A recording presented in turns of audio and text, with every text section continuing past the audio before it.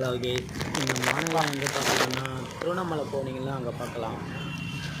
என்னென்னா இந்த மானெல்லாம் அந்த வெயில்னால ரொம்ப பசியோடு இருக்குது போல். ஏன்னா எல்லா இடத்துலையும் புல் எதுவும் இல்லாமல் வறண்டு வருது. அதனால் நம்ம ஒரு வேளை பசியான போக்கலான்னு எனக்கு ஒரு யோசனை.